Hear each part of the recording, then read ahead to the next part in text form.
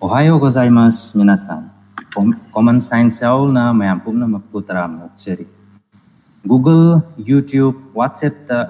iroi bagi photo, video, meme na chingba ure haiduna Olympics ki swimmer dagi hele khanjaba kangu kaya legi. Asigumba miyoi khuzok khara na Facebook, WhatsApp na chingba da COVID-19 ga mari leinana miyambu khudong thiba yaba wakai mayam ama sandokli. Maram asina COVID-19 laina laichat asigi matangda wakhal taminanaba amasung pseudoscience amadi atamnana aranba pau sandokliba sing asigi matangda achumaran khangminanaba haksel hiramda thabak tawba akhang hai singa wari sanabagi paring ama koina sinjabani hairiba wari watai paring asigi manung channa mayamnasu nungti gi pauche amadi radio na chingba taba COVID-19 nabagi masing laikhidabagi masing asina chingba disease data gi maramda nainaba asi koina epidemiology haina khangnei khunai amagi haksel gi maramda nainaba hiramna public health haina khangnei COVID-19 pandemic asigi epidemiology amadi public health ki achumchumda kuphatai gi matangda wari sananabagi damakta Dr. Saya Okram bu tarama cheri. Good morning. Thank you very much for having me here. Sigi opportunity se piraga koi mayam hojik lairiba situations da wari watai tawbagi opportunity ma samaina phangbase ai su yam nungaijai ai gi akhangba duga knowledge adum mayam ga share tawmina jage. Thank you che. Hanba our facility che ichegi profession amadi research ki matangda samlapna mayam thambi. I currently independent public health researcher amawaina different international organization amasung national level organizations sing the consulting service piraga laizari aduga aigi by academic training field epidemiology the train tawzare adu masters in public health with specialization in field epidemiology adu loiraga Jawaharlal Nehru University Delhi dagi public health and community medicine the PhD loiraga loiraba matungda hose various akoigi national level India gi health program na yam amalai adugi matangda aduda akoigi monitoring and evaluation mostly aduga operational research da consultant oina thabak tawjabne mostly aigi oibe specialized area di hose aina involved tawrise HIV and AIDS and TB epidemiology in India aduga non-communicable disease diabetes and hypertension sigi non-communicable disease singsiga HIV amasung epidemiology infectious disease ka comorbidity ki matangda mostly aigi research se focus tawe aduga house presently aina involved tawriba research na akoigi tuberculosis preventive therapy implementation taw India da house tawba haurai hariba implementation zingi community research aduga as well as operational research tawga gap and challenges analysis tawba aduga data collection sigumba data mayam se use tawga how to inform the health policy especially with the HIV and TB care ki matangda aduda specialized tawre. Thank you sir. Aduna adu isi area hai epidemiology public health sida chena changa khibusina kamaina tawga changa khiba or basically like I hana epidemiology field se tamdring aida aigi measure di life science ne life science tai master Delhi University dagi tawre zoology da ado hadi like life science mostly laboratory based gumba work ngakta laboratory da dum lairakpa dugumba yamna laboratory based and confined based research oibado pamakta badagi aina khara aigi wera iba health biology amasung health science ki background se use tawning ba aduga mostly kamaina community singa real akoi human beings inga in touch tawraga aigi skills to contribute tawba yage na thirakpa aduga frankly yamna haraga de karina I public health inspire tawgrib no hai taga de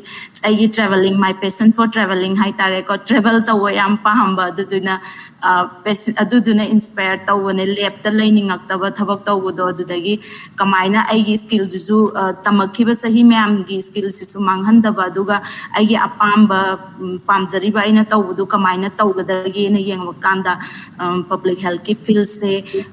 akoigi International Red Cross Society gumba dagi Doctors Without Border MSF gumba moigi documentary mayam amasum aina master loisilakpa kanda yengba phangiba aduduna yamna inspire tawraga sigi field I completely master hek loirakpaga switch tawgibane ko adukanda di 2010-11 adaida public health tawrakpa kanda di field se am new oiba field oi mina zu kayong na zu khangna de aduga mostly akoigi medical science doctor or nurse or ayus or adugumba BTS kumba tawrakpa moi mi khaktana tawe India da di aduga yam lucky waina adukanda akoi hojik ki waina lairiba National Center for Disease Control da smaina sigi course training course 2 years ki aduga life science talk mizo opportunity moi se open talk padagi one of the first second batch waina admaina is join to phangibane aduga yam satisfying oiba feel su oi aduga yamna hard was why habadi like field level work am tau basu darkar oy aduga mostly ekoina deal tau dorise direct human being aduga moi gi health aduga adagi muk koi field epidemiology hairagadi samaina health emergency situation ko outbreak kumba epidemic lakpa kanda quick response kidamakta tawbanina akoi se we yamna alert oiba kano tawa yamna engaging oiba you need to be always available to be on the field ko adugumba kano amoiba nina yam challenging su oi adugo yam dissatisfying oi ko tawrakpa kanda aduga amarom dana mo recognize tawdaba field di oi ko mostly medical science and health science ta hairaga akoi se akoina su hokji hena khangnare yamna clinical management anaba mobu leira di hida khaktang thaba haibagi wakhanja yam individual oiba ya medicalize oiba society ma oy ko India zo aduduna akoina focus tawri di mostly disease ama laitringaida individual level da nataba population level da kamaina prevent tawgani aduga kamaina mi bu help promote tawgani haibasigi matangda tawgani na akoi yamna side track oy ko adugi struggle su lay ado anyway pandemic lakpadagi hana kanan epidemiologist se kaino haibasu kanamtana khangnaram te akoi su am quite oina tawgodo khara thabak tawraga dum panglai lairambane ado pandemic se lakpadagi the epidemiologist has become a household name aduga akoina seasonal epidemiology ki term mayam amasung commonly akoina seasonal ko ado anyway in a way the akoina modern decade tagi tawrapa field se mayam na recognize tawse nungdi nungai but then definitely we do not want pandemic adudi oy ko ado aduna Saigi aina ngasai epidemiology and public health sigi matangda sigi opportunities e lauraga aina mayam da haining badi akoina yamna public health problem ne hai ko COVID se aduga adagi epidemiology wa yam interchangeable oina season edo aina haining di public health na yamna comprehensive oiba akoigi core subject ne ba ko adugi public health da akoina subject different field mayam amalai ba field du da epidemiology is one of the field of public health ko aduda epidemiology khaktana tana akoigi health informatics haiba malai hojiki akoigi data mayam surveillance tawriba kamaina data collection tawgani IT use tawraga akoina ngasi dashboard graph ka ye aga COVID ki ga uriba kholiba mayam za CC specialized tawba kangu majulai adagi akoigi dagi mu laboratory based ko akoi testing tawbagi siguma mayam su public health ki core group ne aduga epidemiology and public health se mayam na interchangeably dum use tawba su yawe adugi sigi kanozima tahoning de habdi epidemiology na pura tongan ba public health ki part amne subject ama oina leiba aduga aina nga sahai ki mention tawriba field mayam sina loina punchilaga public health haiba akoigi field sima same bane ko sub field mayam sina punchilaga aduna akoina COVID-19 gi mayam na problem discuss tawa matam da su yamna fragmented approach the tawrise public health ki group hairagadi a team included of epidemiology, aduga health surveillance, the experience toraba team, IT and laboratory team, and people who are in the health communication for prevention, adugumba integrated oiba course manena adumaina thamninge. Duna isin is Dr. Nozu is heavy can say epidemiology the public health sigum areas India the yamna like last past decade the gihona yamna no river area ma the institute su ka hena later brana NIE puni the CMC Valor gumba the L aims the JNU gumba the department khara labor natana ya the sigi masing je yam the brana khala aduna any Sigumba field work tong ba mayam ama lermani haidi biosciences bioengineering the undergraduate postgraduate to pa mayam aduna moina makoina sig areas is a transition to bagi can say haidi root se kamaina to ba yani haidi chena su zoology de ki to transition to bi bani na aduna kamaina to ba ya past few years study ko hana khoi kanot se medical background natraga allied medical field dagi lakpa natraga di khoi gi public health ki fields da admission tawba se sit kumba su yamna laite du institute kumba su lairam de ko do hausikti khara di hangna re mostly medical college sing da su laire e duga atopa khoi gi public health ki institute khara su all over India gi waina adum laire e ko ado khoi mostly akoina general science biological science ki field dagi lag targati akoi se master level darkar we India gi waina di qualification se aduga masters in public health apply tawraga adudagi masters in public health dagi akoina epidemiology da specialize tawning bra health policy da tawning bra communication da tawning bra aduga surveillance huziki health informatics da tawning bra adumaina further choose to we ya ko specialize da adu basic waina di huziki masters in public health haiba course se tawraga akoina public health ki field sida la e aduga another amana khoi gi MBBS oirapa MBBS oiba kanu mayam amasu moi mayam amasu tawi ko do moi gi sina khoi gi medical department khudimakta medical college ta department of community medicine and social and preventive medicine gana lai ko moi the MD loirapa mayam amasu public health ki field da recognize tawi ko habdi mostly akoina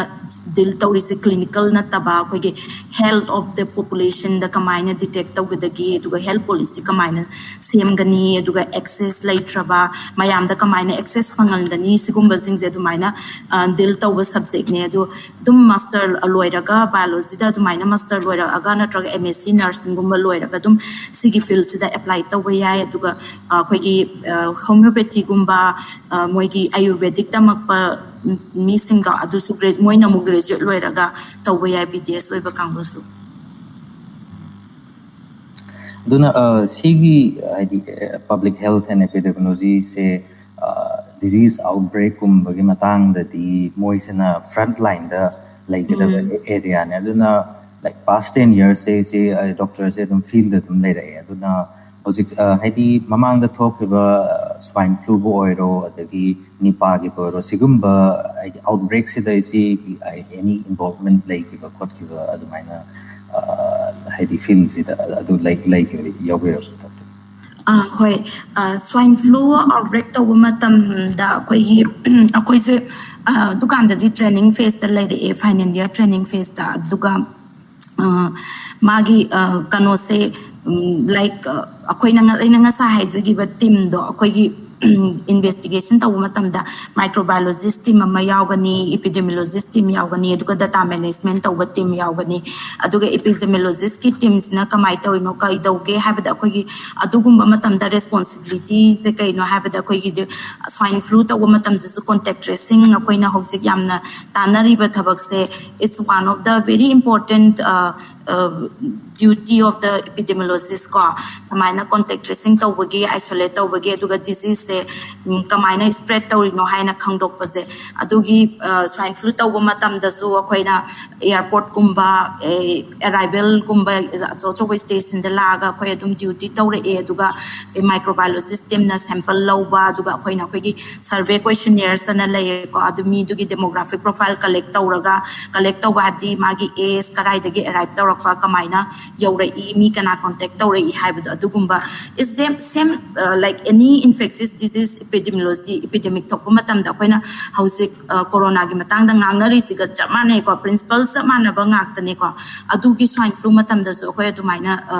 adugumba contact tracing da so involved taurai aduga akoina ngasai gi la iba data mayam se along with the health informatics people collaborate tauraga koi database maintain tauba database maintain tauraga adugi data se kamaina meaningful oiba policy da intervention aduga koi recommendation piba yagadagi koi situation se analysis tawagi adugumba practice khara adumaina taura aduga in between the polio eradication gumba adugi koi immunization level immunization gi last stage gumba da so koi northern part of India da adugi field experience koi adum challa village to village laga koi survey tawa ko polio gi suspected cases kayam lady kamai tauri aduga moi gi case lairagadi kamaina koi question hangba ko akoina kamai adu case control study natraga retrospective study haina kawe koi gi epidemiology da di nang kamaina tauri mi duna naragadi kana ga contact tauri kana like for example polio say mostly waterborne oire adu itadi kamaina karai dagi sing contaminated over water kamai tawa dagi fecal the transmit tawa oi ko adugumba mayam do koina mapping gumba haitare adumaina adugumba da involved taure which I think same corona gi epidemic investigation jasu akoi apply taure same principle ne haitare aduna ojik doctor na so happy ki ba polio outbreak adagi swine flu gi outbreak da so involved taure aduna adum doctor na su pau se da dum mamam thengna beramun hojik se anti vaccine movement se yamna kanna like mas traction phangaiba area idea topic ama wen taure aduna US to Australia the Europe the moi movements yamna chauna lakpana marga 2017 dagi horaga US the measles outbreak say almost like 1 decade 2 decade ki matung da no for about aduna Manipur da so yamna itha thajatana like in a concerning way anti vaccines say moi US dagi influence tawba khara so like personally ju thinga aduna yamna kiningai haidi public health haibisidi mi ama kitang na ba pharaga pulak phagadab nate as a public aduna population du gi doctor na haibi population du gi magi control tawba matamda ma any outbreak se kana control tawba ngam doine ba but segi akupa details adigi nuance mayam simadi akhoi gi hojik lairiba education systems in a class 10 adigi class 12 phawada anambana kano Manipur population haitare Satra Singh say class 10 natraga 12 phawada bio tama matung da thadok kiban anam oidone aduga adui matung da bio ga mari lena like or any topic ama sumpa pa da mai ama leiden aduna but education system laiba physics system adagi syllabus ki matung in syllabus adagi taiba mawong sidati sigi akoi ki pandemic kumba se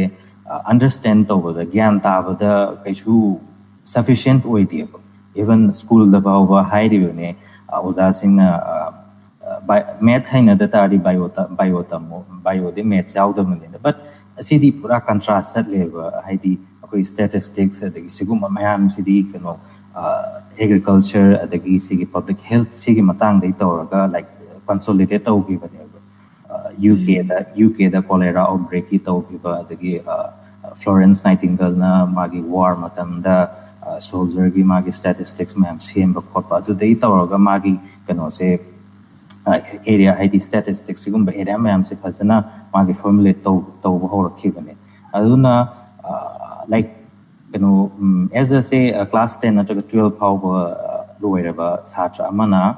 refer to ya any reference ka ID epidemiology ki magi basic concept sigumba or public health concept sigumba sing se yeng mi ya any reference ka la khara hai Hi.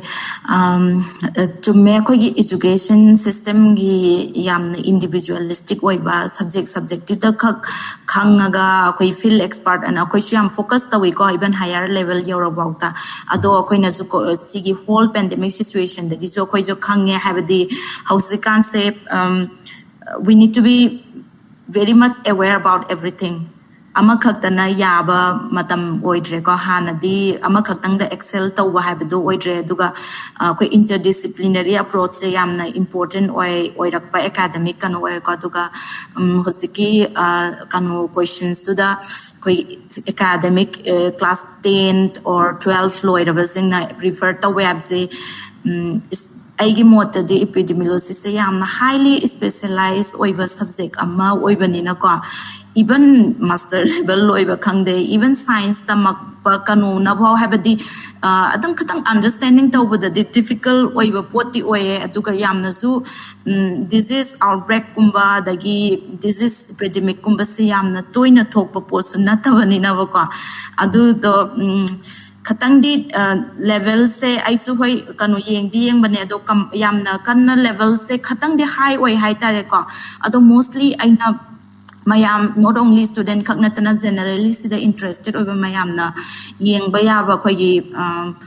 website oina hairagadi ai one of the trusted over aina dum chang website kum hairagadi John Hopkins University akoi Baltimore US ki yamna phaba moi ki website maintain tawe ko atuda basics of epidemiology dagina yamna high level ba adum yawe aduga koi data management gumba su moina maintain tawe aduga Harvard University ki public health school of public health ki su moi ki akoi reading resources phasana maintain tawe adugumba su adum basic aduga mayam na hena su khangnare World Health Organization da zu World Health Organization ki su akoi ki epidemiology ki tonganba subsection ama laibane atuda su moi hana di khara upgrade oirame do housing di pandemic lakpadagi information kaya basic oiba information kaya da kaya mama moi adum hapa haugra gotagi hauraga khoina adum paba yaba aduga website adusu laire aduga India gi waina di yamna comprehensive oiba website se yam kanna thengna badi oide adubu Public Health Foundation of India hairaga khoi ki institute laye ko all over India da 5-6 institute laye moina su khara di maintain tawe aduga India gi oiriba housing public health ki oiba issues mayam da understand kamai tawgadogi not specifically epidemiology khak natraga su ka overall adugumba mayam do khara adum yengba adusu yengba ya aduga readings kumba book kumba da hairagati yamna high khatang specific standard khatang di yam high oigre aduga khaidagi basic oiba akhoina epidemiology ahan bharopada use tawbase WHO ki publication ama laye Beagle Hall and Bonita ki haraga ko basic adu ma akoina yamna basic oina use tawe adu bu khatang ko gi ngasai hai gi ba bio statistics kumbadi epidemiology gi yamna important oiba koina part ama oibanina adugumba basic understanding di khara darkar oigani aduga khatang higher level da yengagana CDC Atlanta Center for Disease Control Atlanta gi principles to epidemiology hairaga moi gi website ta sudum phangbane download tawbasu yabane aduna every akoi gi mamang da thokriba outbreak mayam epidemic mayam se case study tawraga takpa akoi gi research design gumba takpa dugumba khatang higher level gi study tawba yaba dugumba CDC Atlanta gi kano da sudum phange duma duga atopa textbook kumba diam laigre do I think it will be very much into the difficulty levels if not for the expert ka duga ngasai ki hai gi website sing du da dum basically adum changaga khoi adum information khara basic oiba de adum phangba ngamgani. So viewer ma'am gisu nungai na ba ki doctor na hai gi ba link adagi book like ani busu adum koi gi se YouTube ki makha gi description se adum apsa ge ado kanu se okay WHO ge bonita and aduga CDC ki magi public health ki larik tum adu ki link PDF ki link to so dum ma'am dum ta share 1000 so we'll take a short break here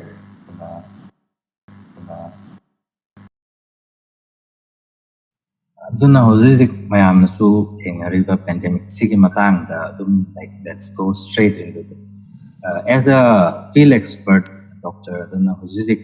Manipur the pandemic situation akoina thengariba mong adagi public ki magi behavior adagi any government response sigi matang da isigi apen pen da kari leiba da haibiro si. Last few August tagi horaga last few week tagi akwai yengaga di mayamna zu hengna khangna re adum case se khara decrease tawre e duga TPR test positivity rate su adum declining oina adum declining tawre e ko ado adum have the khara improvement tawre e haibatare ko hokhigi hojik lairiba data sida yengaga di ado second wave pass tawraga the receding phase ta la e na haibadi yare. However adubu akoina data se yengba kanda mayam nungti gi di akoi comment na ITSP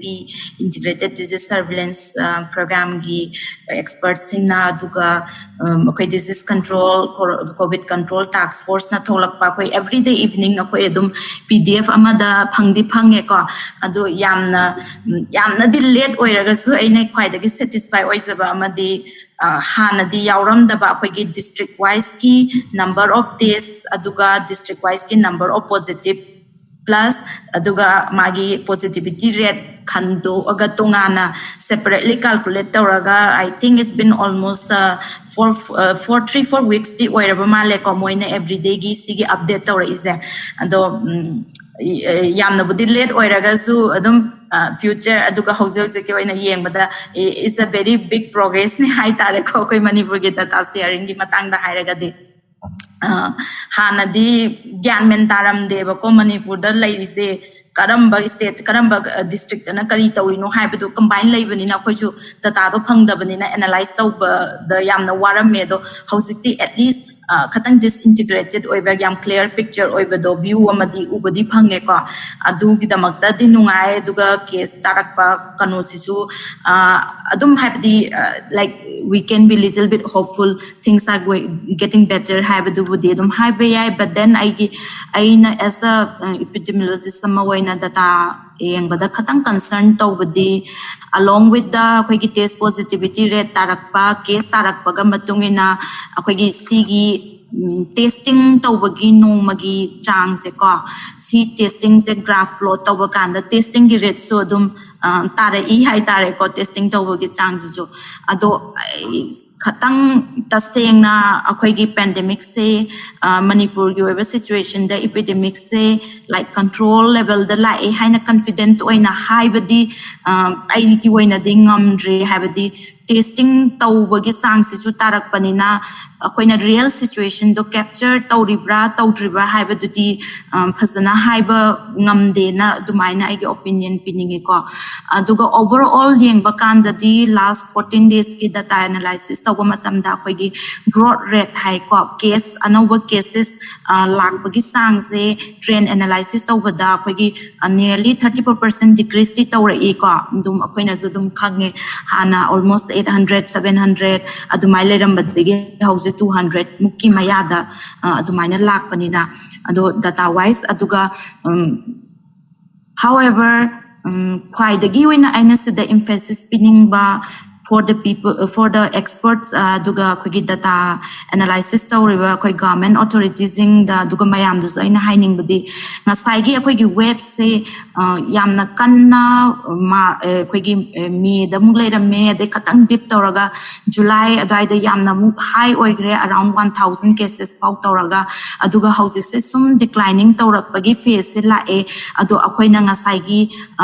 hil kano se magi web to leraga web series thing la ebako aduda public from the point of epidemiologist akoi gi kwai digi important oiba phase ti sigi phase ni ba akoi na alert oiba darkar oise karigino habada next web ama horak doribra horak oi doribra haise hausiki valley hai tare ko light flat oina kap ama koina yekpa matamda graph the flat oina laidiba timing sida sise yamna koina alert oina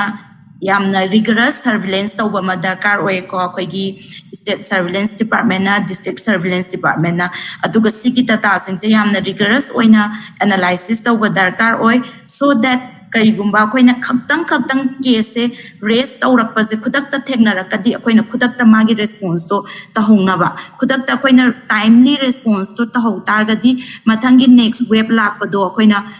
lakpa mak thingba ngamdrawa kaisu khara makai di mitigation tawba habadi decrease to honba yaidana ko adugi sigi prevention tawnanabagi yamna crucial oiba timing akoigi data analysis tawribasing na aduga data monitor tawribasing na focus tawgadaba matamdi hausikni aduna akoi yamna authorities in the in hining aigi opinion di laid back oina akoi phagal e haina komthokpa yaba matam nate na hining e aduga we need to be very aggressive and rigorous with the data analysis aduga mostly akoina data case gumba se yamna raise tawra agadi akoigi next 2-3 weeks ta oira kadauba predictions se tawbuda yam laieba ko data do yam kano abundant oina phangbanina aduga samaina data se nemdhara agadi akoigi case masing gumba se nemdhara agadi akoina next predict tawbuda khara akoigi khatang critical oieba ko crucial khatang oibanina sigi matamse yamna alert oina lehanninge na edum adugumba opinion su phungdok chaninge aduga hojikti case management se khogi active case su yam natrabani na clinical case management se khara makhaiti burden se hospital aduga khogi healthcare system su burden se khara makhaiti lower oira e aduna hojikki hariba lower oira pagi khatang face sigi opportunity lawraga aina Tohoningba koi amenda gi aina expect tawba aduga tohoningba suggestion amana huziki akoigi website laye ko covid control room na tholakpa health mission gi website ta IDSP gi da aduda tongana data se akoigi dashboard oina maintain tawba not just like office order ama oina PDF ta table ama sema khak thokpa nataba dashboard oina maintain tawhanninge aduga hariba dashboard sida maintain tawbada sang aduga khoigi indicators sing se hausi ki oina di akoina nomagi everyday confirm case number of death number of days and thankfully few second wave horakpadagi to test positivity rate hapa hore aduga moina hapize community isolation center da kayam lairi home isolation da kayam lairi aduga community isolation center home dagi hospitalization nomagi kaya transfer hospitalized tawri haibagi mabudi moina hape ko adu khaktang natana akogi hospitalization rate haiba ma lai ko hospital bed occupancy rate se ngasi kayam tawri last week ka yengnabada occupant hospital gi bed occupied tawriba rate se decrease tawra ibra increase tawra ibra sisina akhoi ngasai disease severity aduga disease control disease se nara aba matungda infection nate ko nara aba matungda akhoi gi clinical management se kamai tawri habase utuine ba aduga ICU bed kayamu occupancy lady kayam occupied tawri aduga occupied tawgi rate se increase or decrease. I think it's very important aduga one of the very important indicator akhoi Manipur da house phaba u phangdabadi growth rate ko case ama se kudamoina akhoi handarak pa yai ko for example mayamna asma city 191 ni harawe na 200 ki below oirena ado hayeng na muk 200 ki something mathang na muk 170 city akoina kari hai do no sigi numbers dagi akoi meaningful oiba message amata puthokpa ngamdeba masing dukha uraga masing ne magana for example aina aigi surrounding da yum da laiba kana mayam de thengna ngasi masing taraga na dum harauba masing khara helaga na dum mayam je wakhan nuai taba adu maina tawe ko adu real picture na tab sije for an expert like us city real picture oi deba ko akoi gi damakta di adu duna Manipur gi dashboard maintain tawda akoi gi train analysis hairaga at least past 14 days aduga 1 week ta akoi gi situation se kamaina tawri haina easier oiba pictogram like for example graph oiba yai ko aduga like magi mapping akoigi area mapping ana akhoi gi kano ma lai si je public use ki damak tadi yamna kanaba kano data presentation makhala mane asigumba gi akhoi gi website ama maintain ta honinge do mi khudi mang access to bangam raga so akhanga hai khara interest labor lai su tawba naha mayam ama lai moina about the access ta for example gi Manipur gi map ama yaga akhoi gi map sida district wise house ti akhoi TPR se khangba ngame ko aduduna karamba district na khwaidagi test positivity rate high oiri ka have se akhoi color gradient for example akoina maintain tawba covid tracking gana akoi national level da akoina volunteer tawraga maintain tawba akoi data management site ama layebo ko adu da akoi maintain taweba tumaina all over India gi kara adu karamba district na adu waita da target akoina kai gumba thaba ingang ama sat ka tawba layraga su akoi gi map kumado yengaga karamba dana highly transmission area no aduga karamba district da yamna laitre hai se khanga di thabak ama sat ka dawal lairaga so akoina sat ka dawriba mafam se transmission yamna laiba mafam la transmission yamna laiba mafam oiraga di sat ka daw thabak se yam important oibra ha ga prioritize tawraga decision lawbada even public da su yamna important oigane na khalle ado housing di khatang burden su low oirabani na sigumba website maintain tawbase important way na adugi adumaina sigi views express tawninge ko comment gi site ta hairaga di aduga first of all request tawning badi whatever act tawriba implement tawriba je tawbudo yamna phai adubu timely akoina tawgadawa matamda tawdragadi kaimta kanade matam sumange energy sumange paisa sumange workload sumaya me helngani aduduna epidemic response aina repeatedly igiba article khangde social media message sharing da aina repeatedly haizabadi time epidemic response all about timely and rapid response slow eragadi mar wildfire dong spread tawragadi aduda wana khonaraga laibado it's a epidemiologically will be very stupid ka aduga adumana express tawninge aduga public ta hairagadi ko I think akoina understand tawgadawse public se homogeneous group natte ko it's very heterogeneous yamna careful yamna care tawzaba misulai tawdaba misulai aduga in between the khangninga yamna information hungry wayga information phasana phangdaba haibasi masulai yamna aduga confusion state amada lai ko aduna khoigi it's our responsibility to me akoigi personal level da akoina tawgadawa responsibility mayam masulai adugu tawdaba mayam masulai ado amarom the ID according to me ID public ta khatang understanding thamninge duga expert mayam na khangde government na khangde akoina victim da dum blame akoi mayam da ta dum blame tawbagi thabak se one sided na te na haizaninge ko duga public sing su koigi already like 1.5 year 2 years su je lagtore masana complacent lag pa haibase it's a human nature duga even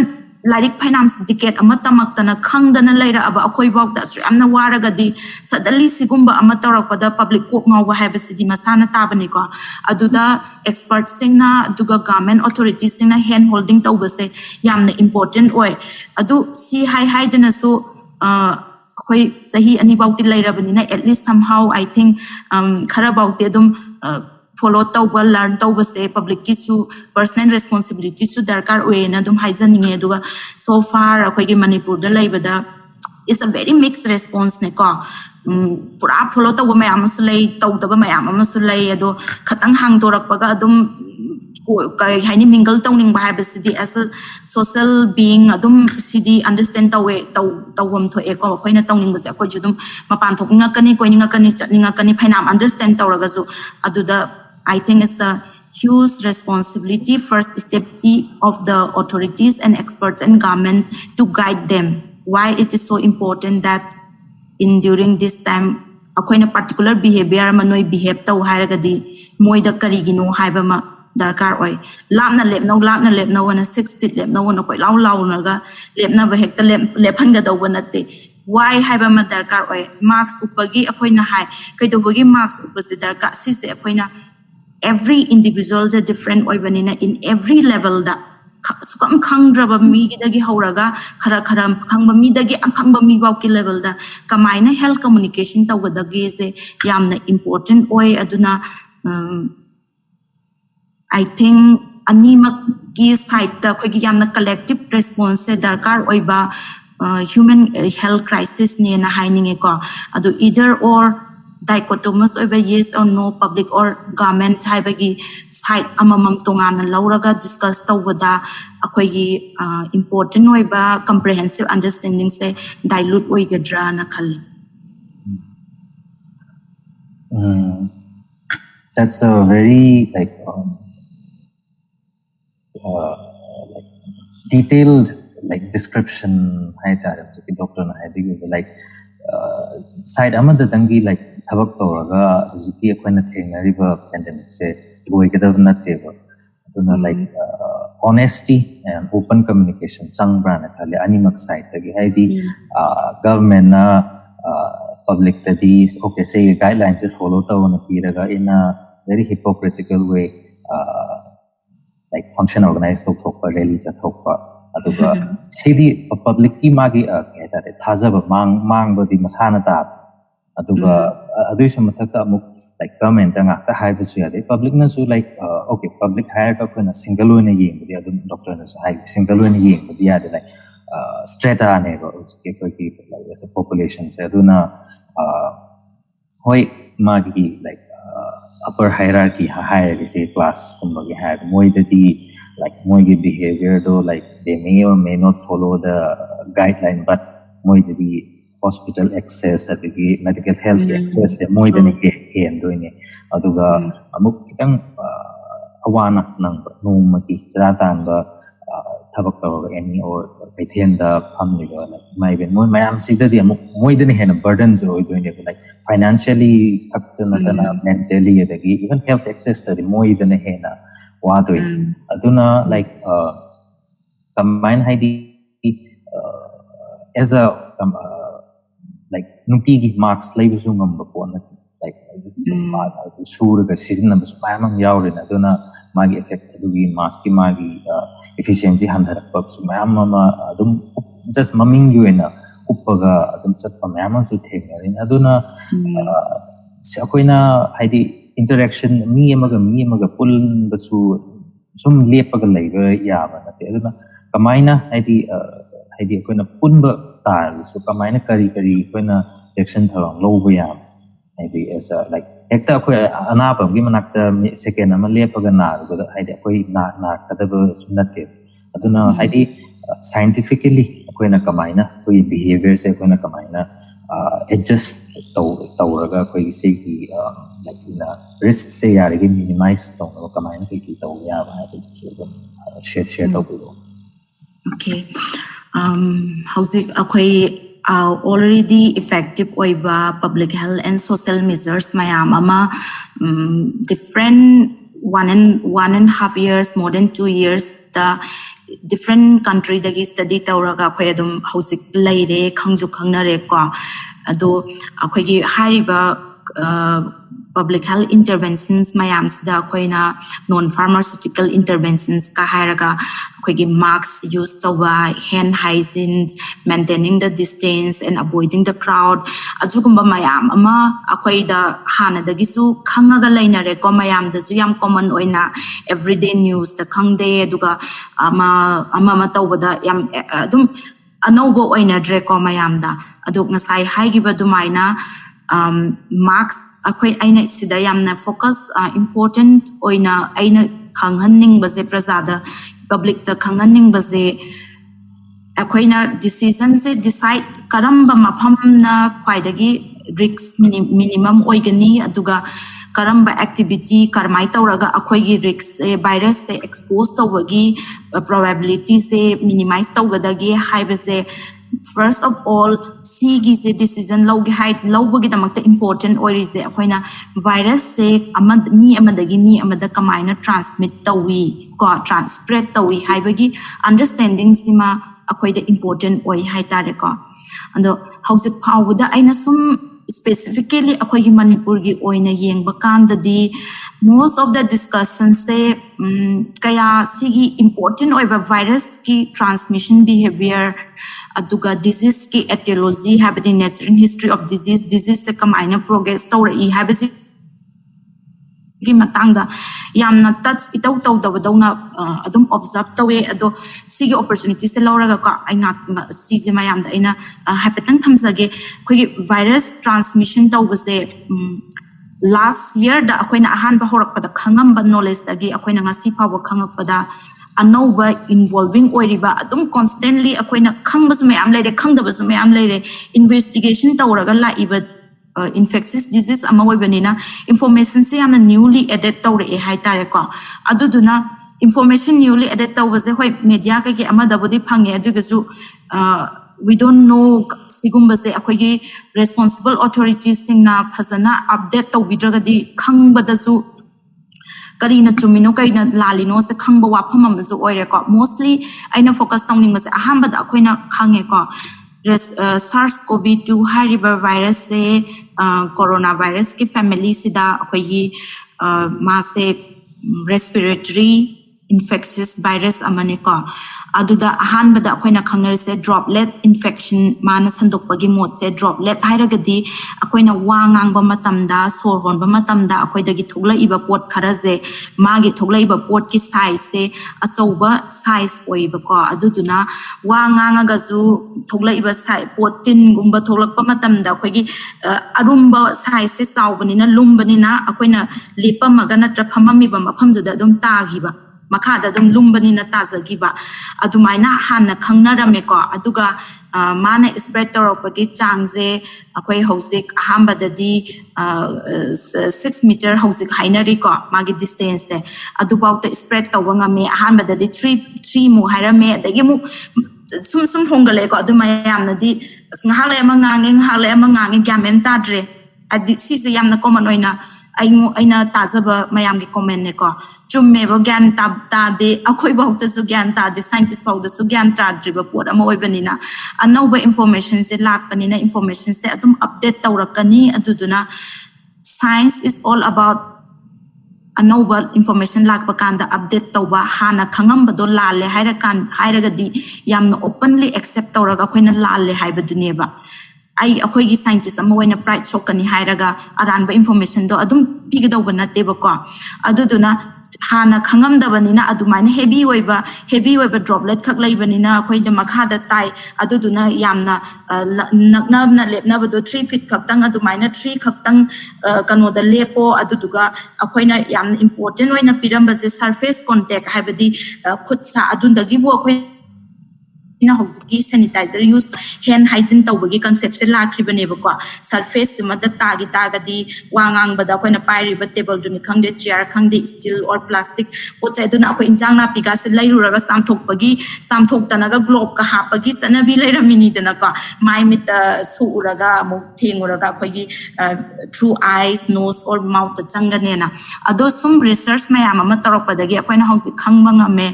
magi distance se hana koina narambadudagi hena distance air da suspend tawraga yawbanga me haibegi khangnaba leire adu leirakpadagi mo hausikti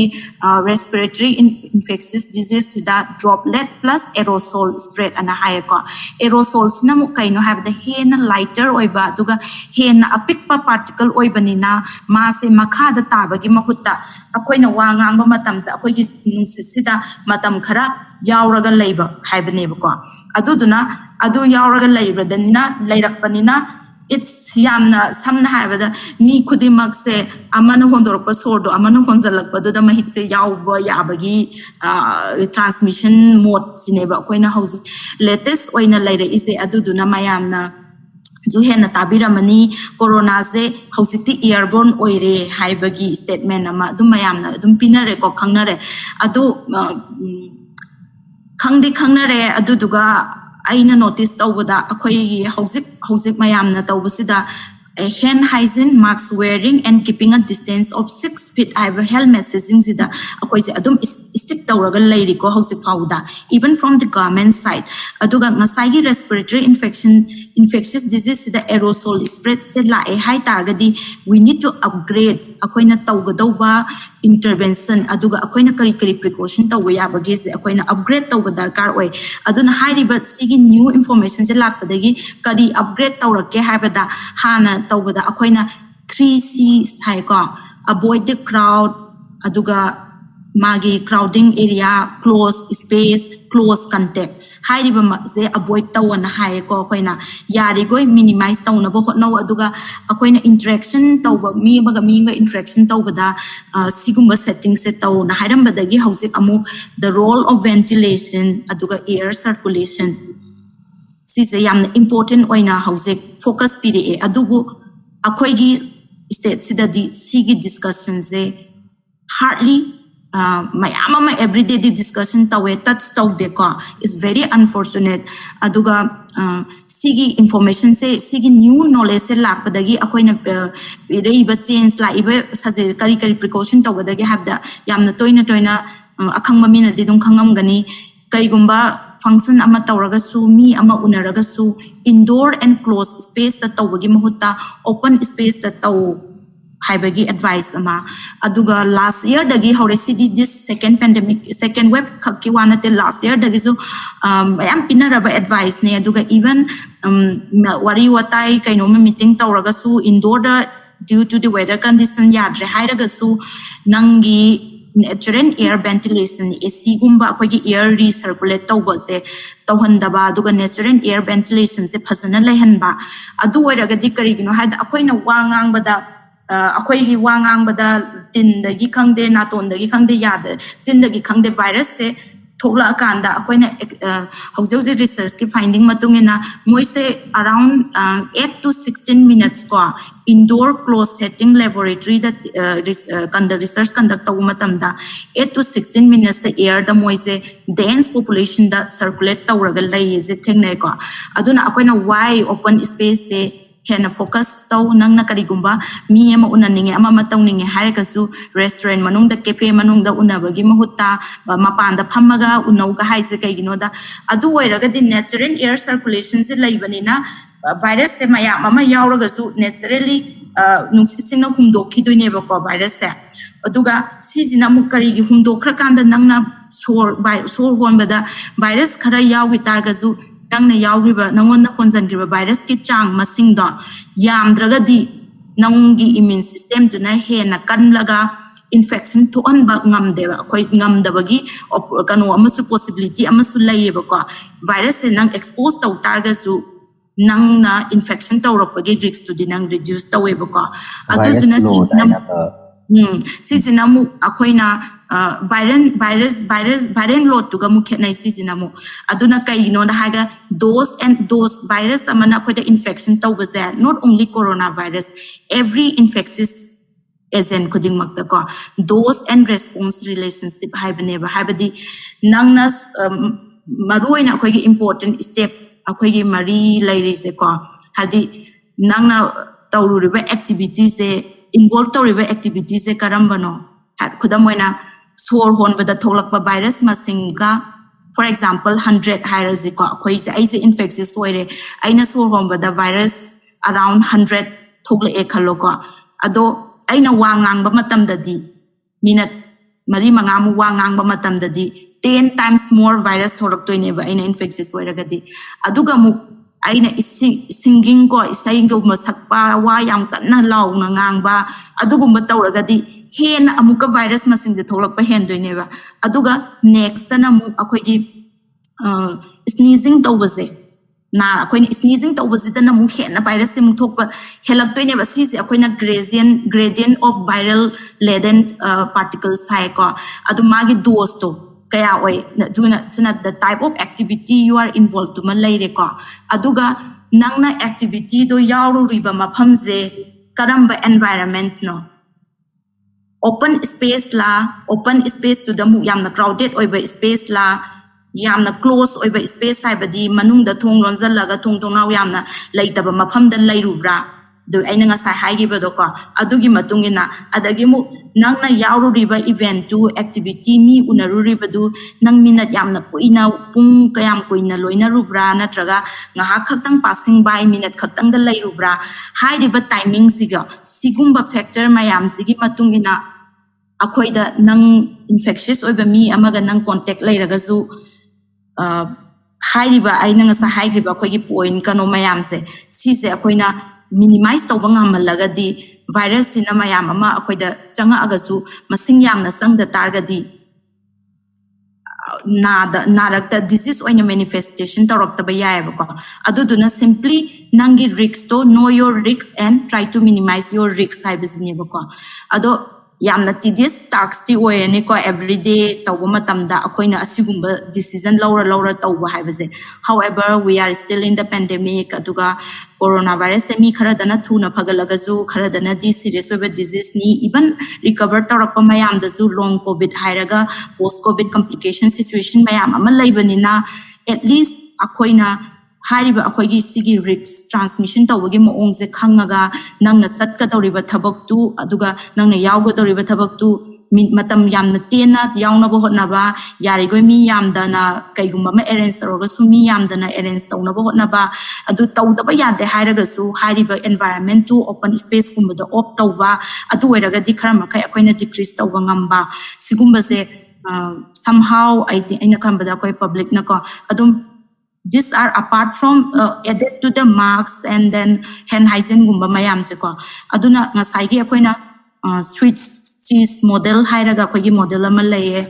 in fact akoina hairiba protection intervention mayam se ama khaktang tawbada nang loina protect tawgani haiba laite aduga mayam ama tawraga su nang loina 100% protection ngamgani haiba laite infectious disease the zero risk haiba ki concept se very rare ko somehow or some way nang exposed ti tawgani adugu exposed tawriba do low level the exposed to hannaba haibase akoigi effort neba aduna personal responsibility haiba ma laire hairiba ngasagi marks upa hand hygiene oiba aduga yariba mokai social mingling gumba se unnecessary oirega di tawdaba asina akoigi personal responsibility haiba ma laire aduga shared responsibility haina akoina hairiba switch model sigi end leko shared responsibilities in the namu public na tawninge hairaga su akoigi lairiba environment na conducive oidragadi akoi tawba ngamba natte for example housing mayam loina office at pa hongnare office at pa matam sida hariba office sida nobody talks about ventilation aigi yumda aigi relatives mayam office at pa matam da I keep on telling them noigi office room da khung hang do akoigi thong na hang do parda khanjala lege no air circulation le hello AC sinaga no fan tharazu samaina taw haiba advice pi ko ado Size akwai 16, 17, 18 months of pandemic ne already ngasagi first wave loire second wave su hojek loisin gare asiguma mayam se office se exhaust pan bagi HVAC ga na koi system laye bako heating adagi air circulation AC circulation condition mayam se kamaina optimal circulation da koi air quality the focus piba matam oirabane ba to nobody talks about it nobody do it ka adu duna adum aina tawninge hairagasu office to the aina chatlaga tawruba yaba natte aduduna sije here comes the shared responsibility of the person individual as well as the government system the science tawba ma darkar oi ko akoigi infrastructure the science tawba ma darkar oi adu sigumba science tawba je noina hojeki office da dumai tawro hairaga hekta tawba do natte aduna why it is important habasi masu khangan ba darkar oi aduduna mayamna koi ngasi August matagi akoigi lockdown se lok thokre aduga relaxation mayam ama la eko relaxation tawrapa matam da mitigation planning se kamaina content tawga ki habit se sigumba mayam se takpi basine ba koina important ori se prajada aduga ngasagi yamna crowded oiba shopping mall khangde ama khangde area gumba do control tawraga open market hangba yai natra park hangdokpa yai adugumba adi isam chamna nang walking chatlaga mi ma second ama thaina rubada marks umnatra haraga mahi ekta sangakani haiba laite ba adugumba tawbage mahutta kaithen je karamba district kaithena karamba week ki day da hangni as if coronavirus se numit ki matungina weekdays ki matungina transmission rate change tawbage maungda yamna khoigi I don't know is a lack of expertise or duga moiju honabad diam honari ko adugumba se akhoigumba da akhoina yeng bakanda di adugumba SOP se pa da it's absolutely very absurd kari no understand tawangam de what is the information behind such kind of SOP have the question hange do mi mana kamaina manage tawraga akhoina takpagi mahuta Monday dana adu hango adu na haga crowd control tawri ne na haga ado anyway, that's why I feel like sigi responsibility da aina public mayam da CC tawana ta agazu samana na nang ngasai marks ki matang da high giwa do maina marks ti upkani afford to bangam dragadi upiba marks to effective oibra. It's very like adu duna koina. That's why I focus the personal as well as shared responsibility. The focus toraga aina ngasai zu pan give a point. Yam na comprehensive oiba approach ta. Tauga daubane duna public kisu tawam thokpa section mum thokpa mayam do section bio ngasai gi risk se kamaina transmission tawe have se understand tawraga aduga from the government and authority side to public na sigumba precaution mayam se lawbada magi environment se conducive oina khona biga daubane na dumaina thamjani Howzik Dr. na Pandigi was please cheese model haibadu gi adugi article gi link so dum khoi share to jara ke sei se adum mamang da thok raba keno ne ma article ke ka mayam lei adu gi to dum share to jara ke to top point mayam na maru da point amana shared responsibility have sei se public health ne bhai di se mi ama taktang na gi wan si di mayam ama population ai de khoi gi lei ri khonai si gi ne aduna si gi matang da ina si gi channels through the end hygienic also COVID-19 or any disease ki maram da aranba or any conspiracy theories hando iba ma'am so in hiding the message the oi adong opinion ma'am leiram be adugu hozik Dr. Sayan hi fibham magi expert opinion sing asidi almost 10 plus years of experience like my amama paper scientific article my amam paraba yeng aba matung da consolidate tawraba matung da hairakpa magi opinion ne adomna YouTube adagi Google da US ki conspiracy theory ki podcast thara paraga yengaga adomna haiba opinion dugi ani dugi wetes ti kesum mana ba yaroi mamang da so in haizagi ba YouTube da iroi ba yengaga politics semarama adagi adomna hele adomgi wetes hel haiba du khandi ganu adomna share tawriba opinion sing aduda atopa mioi kaya ama solely haibadu adom khanbiyu adomna share tawriba just fact scientific fact haktagi nate ethical oibra haibadu khanbiyu moral responsibility ne aduna pandemic se koina hoisu adum like mentally like financially adum struggle tawriba ne aduna adum mayam punna tawraga thengnaminasi haiba message ju thamsani aduna huziki doctor na close space adagi 3 C's ki matang da doctor na haibi gi to adugi se Manipur da example se koina sagol ban adagi thangoi bun sigum bagi moi yamna the cluster or moi case yam wang si gi se koina moi gi se sumaina low ba ya example in haiba ya da moi sigum yes akoigi epidemic second wave da delta variant lakpadagi akoina khwaidagi prominent over epidemiologic characteristics se karino haragadi whole household mayam se punna akoigi nabagi situation ama akoina train ama uwa phangi ko unlike first wave adu da akoina khang adu is a very much indicative of close contact and close space the laiminaba yum masen pulap yamna hena infectious oibado adugumba mani aduga ngasai aduga habedi adu kumba matamdadi loina lockdown laibanina atopa business area aduga entertainment area mayam so open tawbadina tamnina akoidadi adugumba dai case ti laigidre aduga ngasai gi family gi close space se sigi 3C avoid tawbage crowding close space and aduga close contact se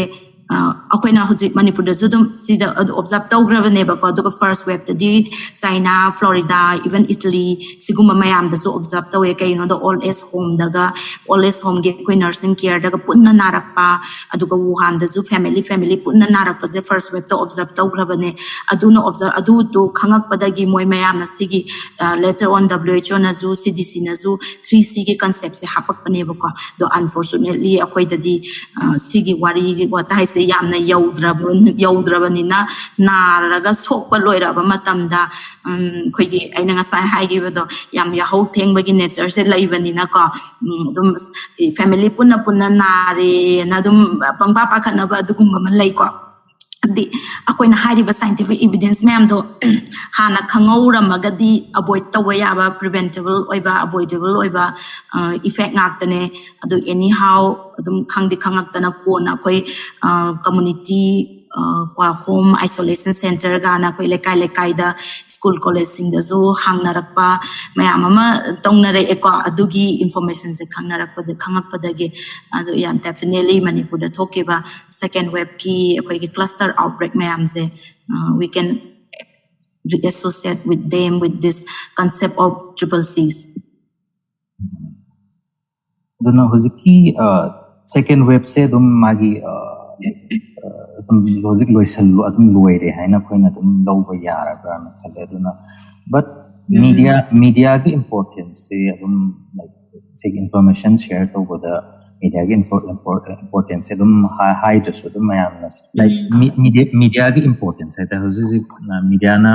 like pandemic hokpa ge share to the information ni mong adagi ni moina kauri expert si mong si matang di like doctor na kari hai bin ni hai di can also epidemiologist or any community health kamari like doctor se interview the COVID thing na dri hai na khale na Manipur ki like any media like online media like TV gumba se ki platform nei hoi generally media adi information mayam je hojiti online plus offline duga pandemic lakpa matam dadi mayam je we all are hunger for the information adu right information adu duna moigi roles is very important ka adum hena jo si pandemic lakpa dai ju khange aduga every day hoi gi Manipur da jo discussion lai talk mayam taunari aduga different channels mayam ama da jo dum wari sanari ko ando I will not say that hariba mayam jingdo do mazu moi gi field they are all experts in their own field like many people maybe akoina data gumba da hena expert oiraga su akoi clinical management da hena khangba mayam ama su yauri doctors mayam ama laga su wari sanari aduga even like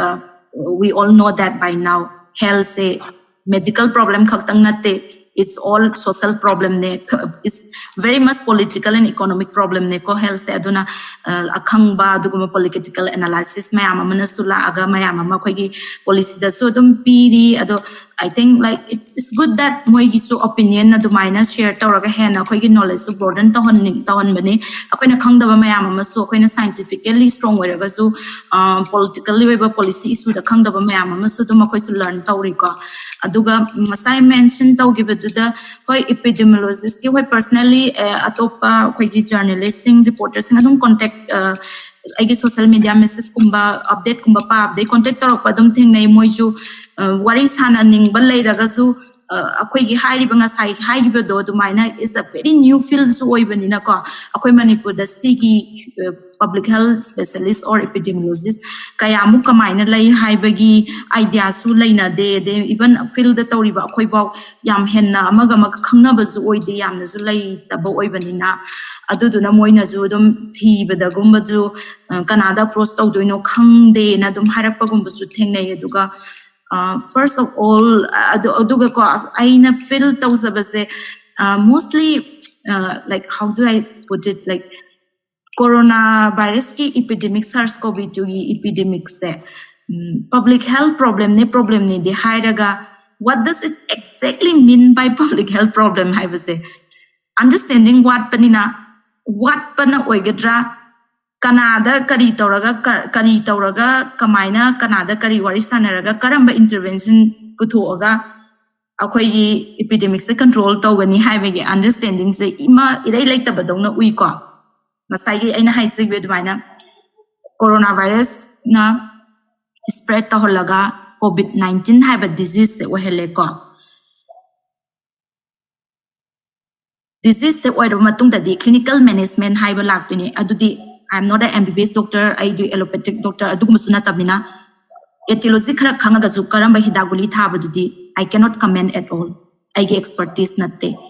Aduga sigi face ta narak tringai gi mamang da nami emana narak khar di individual oire. Karamba guli thaba karamba matam da steroid kapa, karamba matam da magi oxygen level adu tawba da taw mayam adudi nagraba matungine. Aduda whole of the government ge policy da zu aduga COVID-19 task force aduga public understanding da zu haiba clinical management ge phase se yaudringai da ahan ba akoina important when focus tawada prevention haiba gi concepts mai not only COVID in every health situation da mayam se laina de nadrigoi kashi tawroina laibanina aduduna sigi prevention gi matang je laga dinga sai community medicine gi specialist ni khangde epidemiologist or any public health person singda akoi important oiba akoi gi the important oiba specialized field ne adu sigi important oiba clinical management disease lactring aida infectious phase se kamaina control tawgani disease transmission kamaina reduce tawgani haibagi importance se yamna pidabanina importance se yamna pidabagi mawonga ma aina akhoi ngasai gi whole of the discussion tawba matamda dagi government na piriba policy da SOP da duga public ki understanding da adum uwa phange na haininge do hoi 2 waves of pandemic already over aduga next pandemic kadum lakani la oi kanam tan haiba ngamde like adu matamda di I think sigi haiba pandemic se la akanda reduce tawnaba wana honaba mahutta lactringai da akhang he dumaina tanaraga lactanaba hotnaba sida I think media also should and they can contribute a lot adumaina thamningi Hoziki doctor nadum hoziksu panbiriba wave mayam the first wave second wave so mayam adum panariba wafam ne aduna hozik se loiba matunda mayam yamna wow launa hainariba kano say third wave say like laktore haida October November October side lagni khoni habdi adu mayam adum hainariba kano adu sigim aduga sig manung san su kano say like third wave sidadi children the infant kimogi infections yam hen kani khot kani haiba mayam se dum coverage pi brana khale adu like how much of like this is true with the say third wave say adum lakto over layer brana traga khona say je prevent over ngam gadra haibu su khaltham hoi okay overall atopa country like just like it's pandemic has a pan all over the world have niko akoina pandemic ama lakpa akoi da lakadra laudra have say like let's look at the overall world situation da kone yengba darkar oi adu yengaba matung the whole of the country gi situation aduga akoi state ki dumaina lakadawbani ko the whole over world da akoina yengba matamda hauzik delta variant na India the second wave da yamna severely in fact akoi effect tawgre aduga mostly most of the Southeast Asia region da hana phazana control tawraga lairamba countries like Taiwan, Thailand, Singapore, Malaysia, moi mayam da su akogi second wave sina hauzik delta gi epidemics na yamna effect tawraga laire iko aduga even US UK moi da mo khara tapering tawgre lotion ba hore aduga even India da baw atopa during the month of April, May, mayam da na akogi Delhi aduga atopa northern part of the state adu western state mayam da yamna hena increase tawramaga moi gi web decrease taw tuna search da up tawramaga search down tawraga akogi north east state kumbadana straight tawraga lehawe ko habdi khatang late oina laaga straight tawraga lehawe ko ado hariba mayam se akoina disease modeling and prediction se it becomes a huge and big fashion in this pandemic. It's a very complicated aspect to interpret. Some na koi just a headline ama iraga laani haiba hekta hairagadi. It's a fear mongering oina oigane na ina khale unnecessary kana dabada kogi panic oina lehen bane na khale aduga moigi health reporting tawba mayam manasu kogi headline oina chauna iraga kogi angang na hena so ani third wave sida la ani ga hayado. It's very context specific aina haining badiko scientific investigation ama tawrakpane data analysis ama tawrakpane adu web ama kamaina lakani la oi habase isam samba simple lairiba case masing khara duga death number khara gana calculate tawraga hekta puthokpa yaba natte ko aduna yam simplify o henning de when it comes about disease modeling ko adi disease modeling tawba the different models mayam ama lairiba haba models akoina kwai dagi important oiraga de ngasi third wave lakani la oi habase Koigi Sutra Gana model Kara IIT, the Tauraga government of India advisor Karanaga September end, when a predict Triseko, Duga October, Dumaina High. That they have predicted almost, I think, by the month of June, July, 2-3 months. Long term predictions, according to my experience, epidemiologically, specifically infectious disease, we cannot do long term prediction. Nang tha ani hungi. Matung da kari tholakani habase housing yengaga prediction tawbada it's very wrong. Maybe you can predict maximum of 2-3 weeks ahead. Kaigino high targadi prediction tawbada akoina seasonary the first virus ki behavior. Whether the virus ina mutate tawpa matamda yamna severe oiba form the mutate tawrakadra natraga normal yamna severe oidaba normal oiba kano tawdra mutation tawdra. We cannot say anything about that. Forms the second, what we need is Nasagi population. Akoigi population ze suspected population high suspected population, susceptible population susceptible populations the population laiba means the mi kayam lainas na hen na han bayabagi probability lay habadi Kudamoina Manipur the Kangre Kwakoi Zero surveillance, Kana Laiba, antigen antibody surveillance, Taudriba Manipur. India, Yawena Tawamatam, the nearly 60% above Hena infection later. Infection later, some immunities that lay Hibanina, Layena Koina believe Taurico, scientific findings, Kimatumina Koina, Houses Lona Rico, Aduga, plus vaccination Taurapanina, susceptible populations, Handarak Payai. Natra susceptible populations e handarak payai aduga virus se housing mutation delta da gi hena atopa koina delta plus kana mu gana housing mu gana thokla I aduga zu moina tawriba mutations e severity ka amu oibano habase unless until magi case yam triko akoina genomic sequence tawraga zu haiba ngamdaba situation ne aduga plus human behavior. How are we behaving now habase akoina we cannot predict at all for coming 2-3 months to come and predict when you have a aduna then what kind of policy are being placed in India or in Manipur to control this crowding and social mingling? Everything is like how aduna social mixing hengalakani hengaloi adugumba mayamse predict dabanina yamna variables se yam bako aduduna samaina ama hektam predict was aigi wakandadi as an epidemiologist yamna 2-3 months long sort oina prediction was it's not really appropriate aduga third wave say inevitable oibra oidabra have say definitely it's pandemic or infectious disease epidemic ama lairagadi third wave khaktanate numbers of waves is a given epidemiologic characteristic niko lakani first wave la aga koi second wave la e mapham kharadana third wave even Manipur ge graph how yengo ko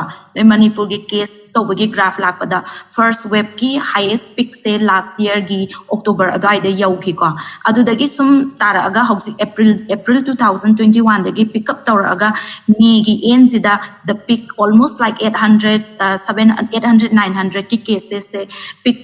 tawraga leirame adudagi muk May June July June like sharply decrease tawra eko khoi testing ju tawba mayam hengala adu hengatna the cases decrease tawraga like June July adaida amuk pick tawrakpane it's like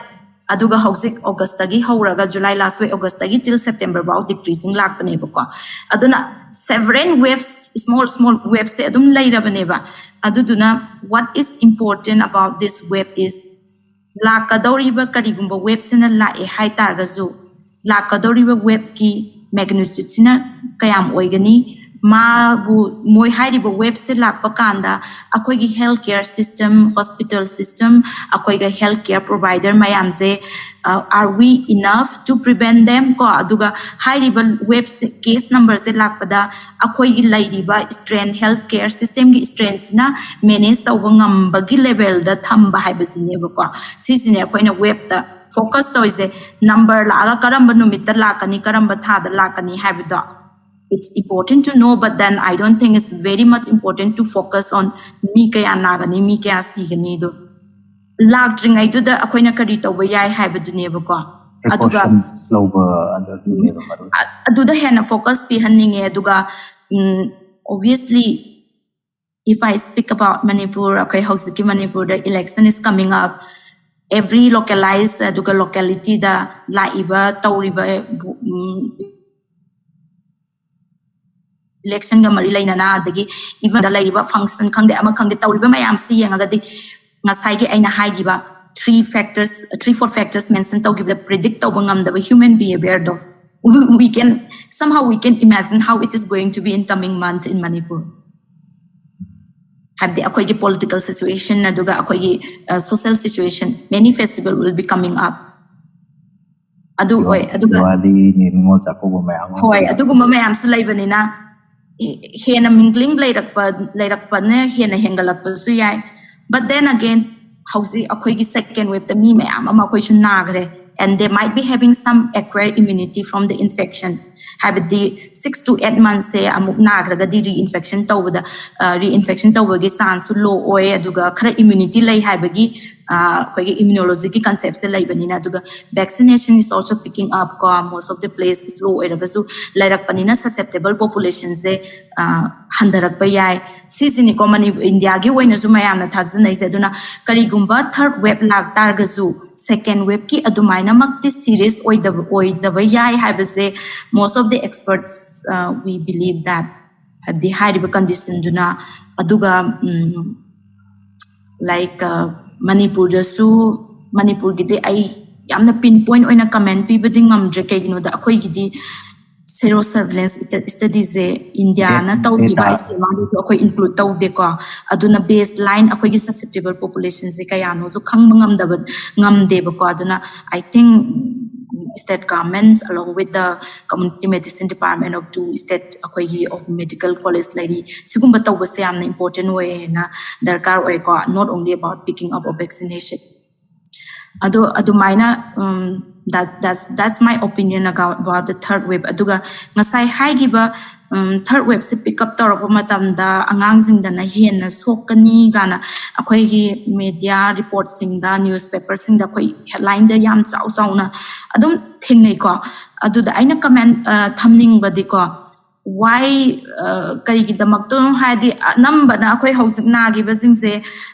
ahan zingakta way ko adu Manipur da zu second wave the angang zing na bai sang zu hengale ha do hari ba angang zing ze infection laitribani na moi da exposure laitribani na they are very novel they are new their immune system is novel to the coronavirus SARS-CoV-2 virus adu do na moi da hena probability adu ga moi da risk hena wangi hai ko hai gidamakta angang zing na nagani na hai bane atuga essas laiba mutations ina thogla iba virus ki mutations ina angang da hena chon bani ga haibadudi there is no scientific finding on that aduga plus vaccinations say we are doing for mostly the adult populations and 18 plus oibanina vaccination ju angang da laitribanina mo ki protection level se low oibanina they will be they might be affecting more haibagi prediction adugumbagi discussion ne ladies de aduna is not specifically like the virus sina atopa angang sinda hena transmit tawhon baya ba hena suon baya ba virus ama thoglakani haibadi scientifically we do not have any evidence aduga aduduna hariba heading sida adugi understanding ani gi difference mayam da khanghaninge ko. Because of that understanding, akoina Manipur da, not only Manipur, even in India and different states, how's it moina third wave pandemic da magta akoigi government authorities na yamna toina haiba wahai we are fully prepared hai ko moina aduna how's the oxygen plant mayam ama increase tawre aduga hospital bed ICU bed, even pediatric ICU, mayam ama infrastructure increase tawe ka is definitely very good approach. Magi start quite yam na phaba step ni because especially for pediatric healthcare infrastructure in India, even Manipur about yam laiba na tamni na. By taking the opportunity of COVID, we are already increasing our infrastructure. That's very good approach. Aduga aina sige third web ta aina haning badinga sa aina pangibado. Naraba matungda mido oxygen mayam phangan baga hidak mayam phangan hidak kapaga hidak mayam phangan bagi mahuta. Why don't we look at the controlling the infection at the population level? Habadi public health approach tawba kari kai bagi. It will be more cost effective aduga economically more kanosu tawgani paisa su hena changwa. Oxygen plant increase over I have no opinion to against them. It's good, but then step to katang aina soy badawna tawe tawgadawa step to han tawhanenge ko pandemic prevention third wave prevention haigadinga sa aina panjagi do akoi jo hojek graph se yakpa matam da flat oina laire ba hojek se flat oina laire high flat matam jineva we need to be very cautious by the data informatics by the health informatics people who are doing the disease investigations and surveillance. High ribakanose, akoi hana active surveillance lairame, active case finding torame, lekai gi chatlaga akoi gi testing tauba, adum mayam torame hausiti, we do not see them at all. Tawgiba laitre ko, aduna masa gi lakpa symptom laiba hospital da lakpa khara khak tauba natana, which is we call passive case finding. Aduga sigi high riba matam za contact tracing za.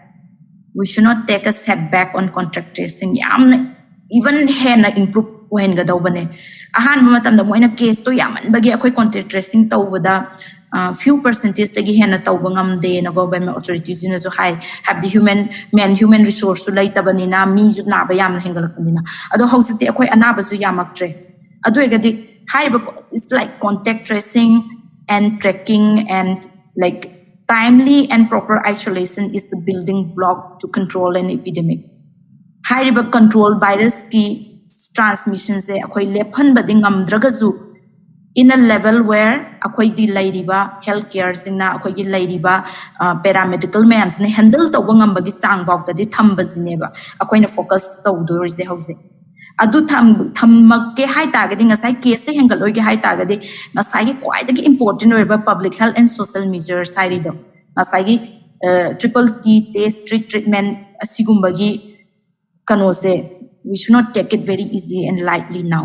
adu duna government na housing infrastructure improve to wodo to view pai but then one should if they are really understanding that COVID-19 ki situation je public health emergency ni na koina toina hairi base what does it actually mean sai base moina khangagadi tawraga khangagadi sigi hairi ba step se kamaina webs na raise tawrak tringai da sigi web se raise tawraga zu high wehendaga dagi hai basida focus tawhaninge by doing specific contract tracing aduga housik akoigi retrospective research tawba matamne case control study tawba matamne to understand Manipur the second wave ta yamna tawgrize karamba population group ta na hena tawe habdi mi mayam loina nabadi nai mayam na loina hainai virus se discriminate tawde SARS-CoV na mi loina nai hai but then ai gumba online da dum thabak tawba ngamba hai yamna highly privileged oiba amadi mapan thok trajo dum thabak tawraga I can protect myself from infection exposure lehenda bangamme adubu nungtigi low suba liba mayam dadi no may kusumanduna important werakpanina moy dadi yum da phamaga layu habadi yaroi aduduna risks of exposure se aiga moyga kanana hele office da chatliba government gi duty tawdana chatliba mayam ama obviously moidana hele adugumba risk high oiba missing to the karamba intervention tawraga karamba social support haide karamba support piraga moida risk mitigate tawgadagi habasa housing say is the right time to focus on that ko samna yamna uniform oiba message ta panglaw raga leibagi mahutta yamna integrated oiba approach ta akwai culture sensitivity migi social akwai na akwai socio economic this is what we call social epidemiology khangba matam ne aduna before the third wave kicks in. I think this is the right time to focus and to be more alert. Aduduna October the laksano, November the laksano, maybe December or maybe after election, whatever it is. Lakham topane virus ki nature me am like any human behavior ko na yam na control to bangam banate, but then being stay alert and being responsible by the authority, like the shared responsibility by the people. I think this is what akoy na focus ta with the base. Karam banumitan masing kaya na kadagi haibagi mahut. Sisi da hana focus ta haninge na thamninge samay. Mayam palap changaga prevent tawminga se haibane. Sigumba haide like risk haid nara su risk to ko na thengna ba ngamna na ba sigi kano se precautions ne ba quite the marus aduna like finally doctor so mayam na su hang the question like when will the pandemic end? Yeah, definitely pandemic will end. One day it will end, but then we don't really know when it is going to be. But then again, loidi soidana loigani adubu hariba ending gi part sida kamaina akoina approach tawani haibasini ko how is it going to end haibasini ado or pandemic is end by extinction of the virus infectious agent or it is going to end by the virus becoming endemic haibase is a very among the public health scientists and virologists mayam dazu yam heated argument oiriko even aigi opinion oina haragadi aigi mode to change the way over the has changed a lot over the last 18-19 months ahanbadadi ahanba haurakpa kanda akoigi sumnagi sigi mutant variants later kandadi I advocate for zero COVID strategy habadi COVID coronavirus SARS-CoV-2 infectious agents completely akoigi environment remove tawba haiba strategies that I advocate tawrame smallpox kumbagi type. Yes, something like what New Zealand, Taiwan and Australia is doing like moina suppress tawbagi ado but then over the course of time the virus ki nature se yamna change mayam ama tawre ko hause ado mutation mayam ama thoglai aduga even Delta has played a big role in changing the concept. Although they are also infectious agent. There are also some like a quick environment ki agent like for example adum lairaga dawa virus ama like a common cold influenza pandemic tagi common cold lakibagi sigumba mawong amasu hapet urak padawna tawe ko aduna there's a two huge opinion on this right now all over the world or many of us are believing now that how to say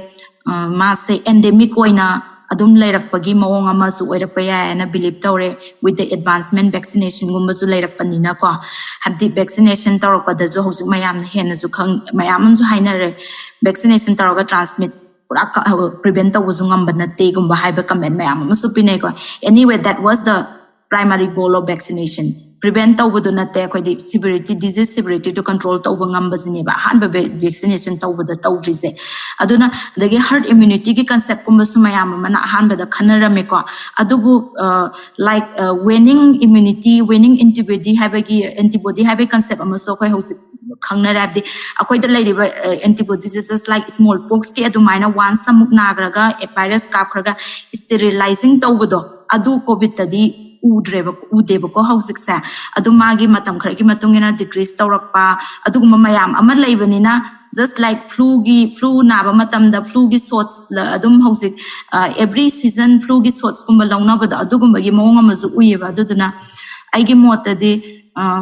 samaina ko pura zero covid ki strategy da tawbase khatang it will be little bit difficult haina khale looking at the way the virus in nature aduga even New Zealand gumbadasu, Taiwan gumbadasu, koina moi the yang fazan di moi suppress tawe ko adu delta lak padagi moi the new web hawe kay am koina koigi borders control tawraga dum thamba yabadi natra quarantine tawraga control thamba yabadi tan somehow some way it will enter to the population adu population da enter ngam tawrak pa matamda how to quickly respond to that detect to na tawangam na bagi infrastructure laiba rapid testing ze improve tawraga akhoi just like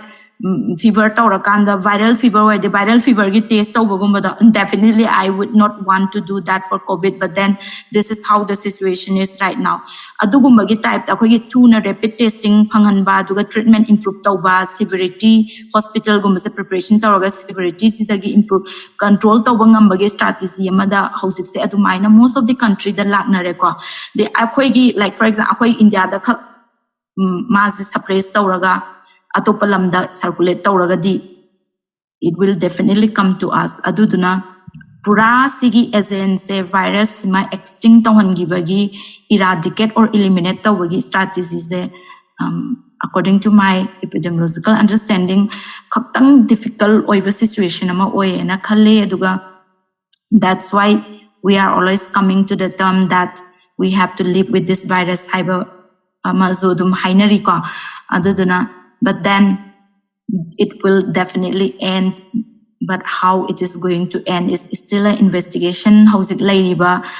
process na haininge kamaina end tawduno endemic oiraga end tawdura extinct oiraga end tawdura ka. And according to me, how's the endemic phase ta hena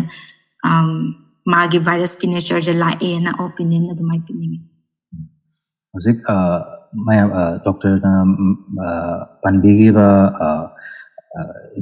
extinction or virus in endemic or smallpox magi eradication like virology the virus immunology ki yamna concept kaini the virus amaga se khenaba tane aduna koina SARS-CoV-2 je mayamna scientist kai mayamna novel hainari se akoi gi human da han naram da begini adu atopa coronavirus ki magi de kana family haini se is a technical term aduna mayam su lay aduna sigi matang de koina atopa interview ma da cover to zadani mayam su ko channel da lakuna yengbiu virology amadi viral immunity ki matang da masida koina virus ki apna vaccination tawbada smallpox ki vaccination ga the polio ki vaccination ani siki ma khena ba haidi amana eradicate tawga amana hoji chu adum khara jaga da lai ri se kamain tawga ha je dum cover tawzadani atuga doctors saya Okram busu koi matam khara kai thokpiraga mayam da information mayam ki kana ra like nuance to eva sigi concept mayam se share tawbiba ge namakta Dr. Shah busu thagat. Thank you, Doctor. Thank you very much.